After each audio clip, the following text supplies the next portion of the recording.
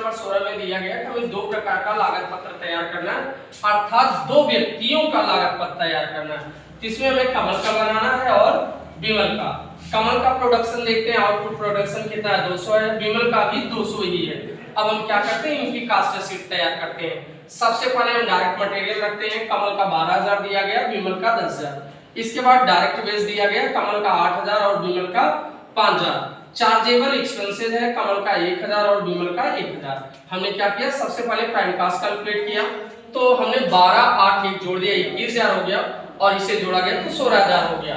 अब हमने क्या किया, इसका कास्ट पर यूनिट कैलकुलेट किया, 21,000 में 200 का भाग दे दिए 105 रुपए आ गया, और 16,000 में 200 का भाग दे दिए तो 80 रुपए आ गया। अर्थात आपका प्राइम कास्ट 105 और 80 आया हुआ है। अब बारी है फैक्ट्री ओवरहेड की। फैक्ट्री ओवरहेड में दिया गया 65 रुपए। अब हम बांटे किसे, तो ध्यान रखिएगा फैक्ट्री ओवरहेड हमेशा आपका डायरेक्ट वेज पे बढ़ता है, तो डायरेक्ट वेज का रेशियो चेक करते हैं।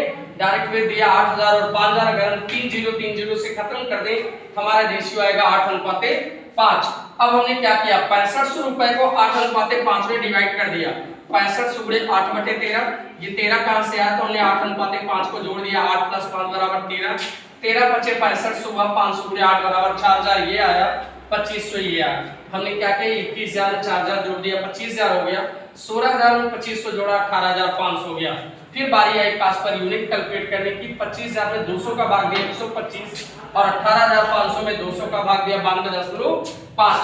बारी आ गई ऑफिस एंड एडमिनिस्ट्रेशन एक्सपेंसेस की, तो ध्यान रखिएगा इस तरह का जब भी क्वेश्चन आए कि वहां पे सिंगल अमाउंट दिया गया और हमें 2 या 3 लोगों में डिवाइड करना है, तो उसे हम हमेशा बेस बनाते हैं वर्क कास्ट को, यानी हम ऑफिस एंड एडमिनिस्ट्रेशन एक्सपेंसेस किस बेस पे डिवाइड करेंगे, वर्क कास्ट पे। तो वर्क कास्ट का टोटल चेक करते हैं, इसका 25,000 है, इसका 18,500।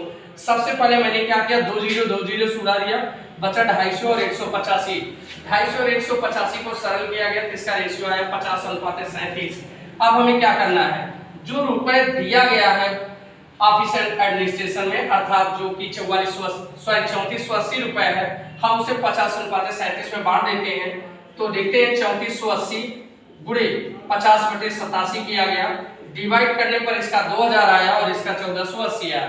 हमने क्या किया, 25,000 में 2000 जोड़ दिया 27,000 हो गया, और 18,500 में 1480 जोड़ दिया तो 19,980 हो गया। अब हमने कास्ट पर यूनिट कैलकुलेट करना है, तो 27,000 में मैंने 200 का डिवाइडेशन किया 135 आ गया, और 19,980 में 200 का डिवाइडेशन किया 99.9 आ गया। बारी आ गई प्रॉफिट एंड सेल की, तो हमें विक्रय पर लाभ निकालना है। तो विक्रय पर लाभ निकालने के लिए हमें मानना पड़ता है, माना विक्रय मूल्य बराबर 100 रुपए, लाभ की दर कितनी है, यहाँ दिया 25, अर्थात अगर विक्रय 100 है लाभ 25 है, हमारा कास्ट कितना आया 75 रुपए, क्योंकि 100 रुपए में हम 25 घटा देंगे जो लाभ है, हमें लागत पता चल जाएगा। अर्थात अब हमें लागत पर निकालना है, तो 27,000 गुणे 25/75 कर दिए हैं, डिवाइड किया गया 25 × 75, 3 का 3 9 27, यानी इसका प्रॉफिट 9,000 आया। अब वही प्रोसेस 19,980 गुणे 25/75 किया गया, इसका भी आंसर निकल के आ गया 6660। हम क्या करते हैं, प्रॉफिट किसमें ऐड कर दिए, 27,9 36,000 हो गया, और 19 में इसको जोड़ दिए 26,640 हो गया। कास्ट पर यूनिट कैलकुलेट किए, 36,000 में 200 का भाग दे दिए तो इसका कास्ट पर यूनिट 180 आया, और 26,640 का हमने 200 में भाग दे दिया 133.2 आया।